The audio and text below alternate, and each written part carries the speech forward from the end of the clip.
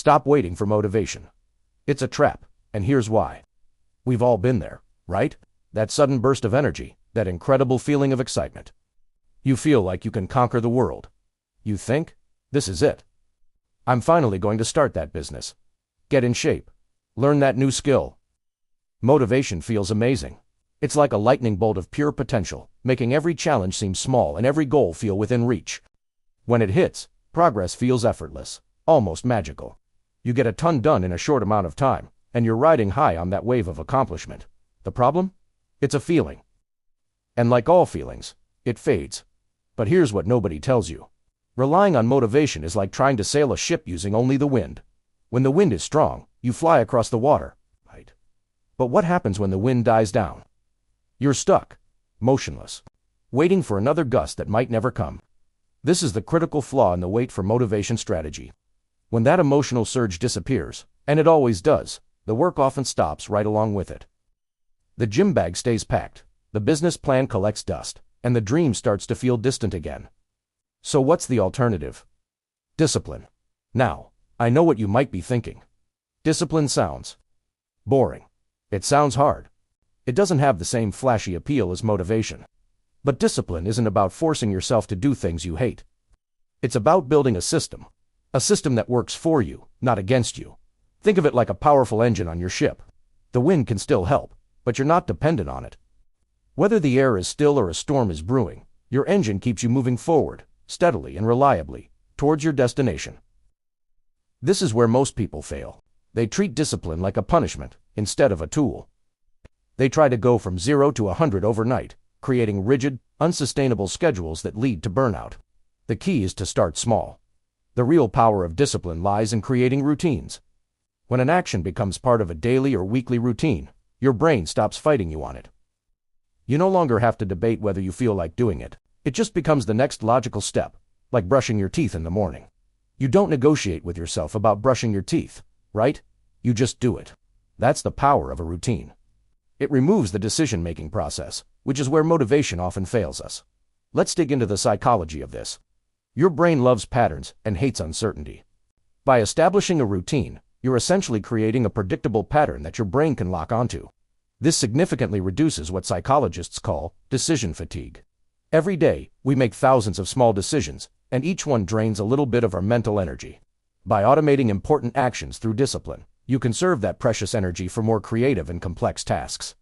You're not wasting willpower on whether to go for a run. You're using it to figure out how to improve your running technique. Another powerful insight is how discipline shapes your environment. People who master this don't just rely on inner strength. They are architects of their surroundings. They make their goals easier to achieve by removing friction. Want to eat healthier? You don't leave junk food on the counter. You put fresh fruit in a bowl where you can see it. Want to read more? You leave a book on your pillow, not your phone. These small, deliberate adjustments quietly steer you toward your desired behaviors.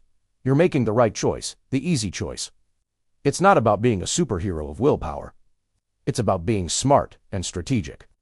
And this leads to a fascinating shift in your identity.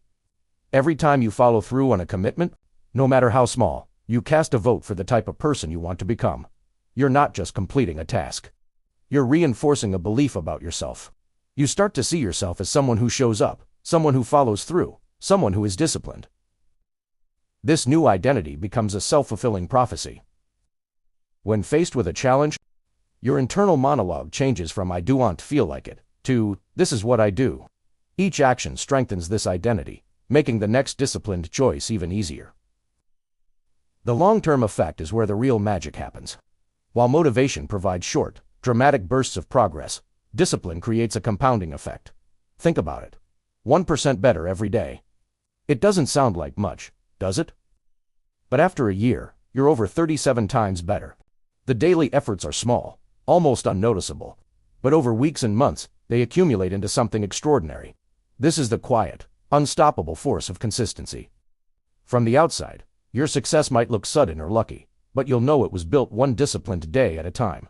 It's the difference between a firework and a star. One burns bright and fast, the other burns steadily for a lifetime. Now, this doesn't mean motivation is useless. It's a fantastic starter. Motivation is what gets you to buy the running shoes. Discipline is what makes you put them on every single morning, rain or shine. Use that initial spark of motivation to design your system. Use that energy to build the routines and shape the environment that will carry you forward when the feeling is gone. Let motivation be the architect. But let discipline be the builder who shows up to the job site every single day. The final one changes everything. It's the concept of choosing your hardship. Life is going to be hard sometimes. That's a guarantee. You have two choices. You can choose the pain of discipline, which is temporary and goal-oriented. It's the discomfort of a workout, the focus required to study, the effort of saying no to a distraction. Or, you can choose the pain of regret, which is long-lasting and stems from inaction. The pain of wondering what if. The pain of not reaching your potential. The pain of knowing you could have done more. The pain of discipline weighs ounces, while the pain of regret weighs tons. When you frame it this way, the choice becomes clear. Discipline is not a punishment. It is a profound act of self-care. It's choosing the harder path now for an easier, more fulfilling life later. So, the next time you find yourself waiting for that perfect mood to strike, remember this. Motivation is a fickle friend, but discipline is a loyal ally. Build your systems, start small, design your environment, and embrace the identity of someone who follows through. Choose the pain of discipline over the pain of regret. Start building your engine today, and you will find that you can navigate any water and reach any shore you set your sights on. Thanks so much for watching.